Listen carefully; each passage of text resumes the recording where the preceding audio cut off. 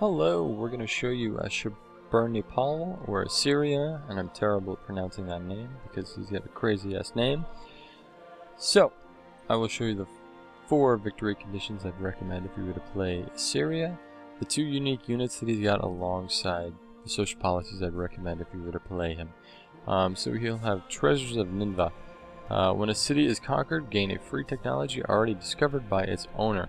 Gaining a city through a trade deal does not count, and it can only happen once per enemy.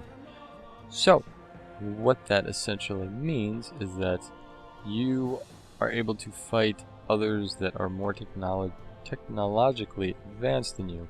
Obviously not too advanced, you're not going to want to go and use archers against riflemen, but more or less in the account of very small and minimal things. So let's say, for instance, a big nation that's sprawling, they send a city way away from most of their cities over next to you, and you have tons of military units that you would love to go and use in battle. You could attack that one city. They're more advanced than you, but they're way far away. So you take over that city, you burn it to the ground, you take that free technology that you stole from them, and then you make peace with them, hopefully. And at that point, you've stolen the technology, you've made them weaker, you've made yourself a lot stronger by gaining a technology alongside some gold and some culture. So, with that being said, domination is going to be the #1 thing. It's the biggest thing Assyria has going for them. So attack those that are a little smarter to get science. The library helps with military, also obviously helps out with science, that's kind of a given. Siege tower helps with conquering cities quicker, and is highly recommended that you go for domination. This civilization is one of the few ones that actually is domination oriented outside of the Zulus, which is a very highly domination oriented civilization as well. So secondly, I would recommend science. You'll have quite a bunch of cities, or you should have quite a bunch of cities, because again, you don't want to go down the domination track. So with that being said, you'll probably have quite a few cities, and when you have bunches of cities and you have a fairly good balanced amount of happiness, that equates to a lot of science. So if you don't want to go domination, or you're getting tired of it, you're able to switch over to science, kick it into full gear, and win a scientific victory. And then thirdly would be cultural. He doesn't have a personality trait, and you destroy stuff, you don't create art. Essentially what this civilization does, he finds the art, he smashes it on their head, and then he kills them. So they die with their art. This guy's not an artistic man, so he's not a very cultural man. So I wouldn't recommend going cultural, neither for diplomatic. I wouldn't. The only diplomacy that he'll get from anybody is begging at their feet for mercy. He doesn't have a personality trait. I wouldn't recommend diplomatic either.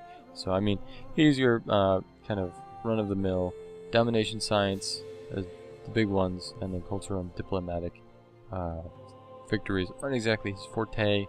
And as always, throughout all my videos, anything is possible with any civilization. I just tell you what their strong points are and how to utilize them. So, now I will show the siege tower and the royal library. So the siege tower will cost you 75 production or 150 faith. He's a melee unit. He's got a combat strength of 12. He's got a movement of 2. His abilities are a sapper, bonus versus cities 200%, cover 1, city attack only, extra sight, no defense terrain bonuses. So, what is a sapper? What is this?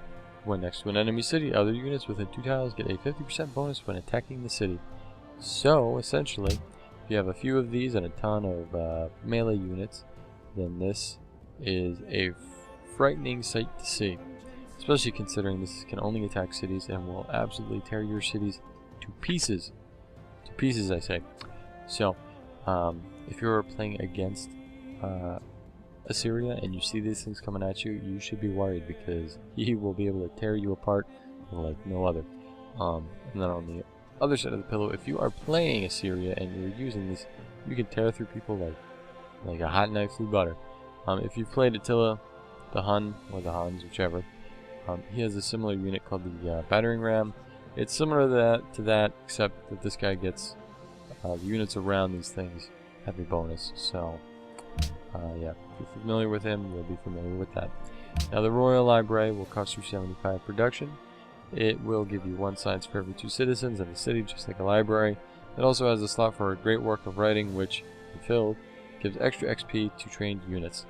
So essentially it's more or less a library that trains units. Military units, that is, which is kind of funny sounding. You know, like, yes, we're going to the library to go train. Woohoo. Anyway, so now I will show you the social policies I'd recommend if you were to play Assyria. Before I show you any social policies, I'll talk to you about the start bias of Assyria. Now this is generally not what you'd expect. You will expect rivers to be around you for the most part. You can expect grasslands to an extent, not too much grasslands, more or less plains, desert, a lot of desert type features. You will notice generally you'll be around coastline as well, considering that's where Assyria is kind of near. And again, expect rivers, plains, desert. It's a little bit odd that grasslands there, but it is what it is. So, now the social policies I'd recommend would most definitely be liberty. Why liberty? It's because you are going to want to expand like a madman. Not only that, but you're going to want to dominate people. It's really domination or scientific with this civilization. Now, as always, you can be diplomatic and cultural, but I would imagine that's a little bit more of a struggle.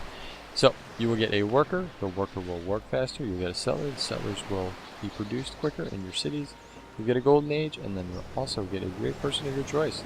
And I would foresee that that great person of your choice probably might be a great general, but could be wrong. So, I hope you enjoyed this guide of Assyria. I hope you learned something. Please rate, subscribe, and comment, and please check out my other videos.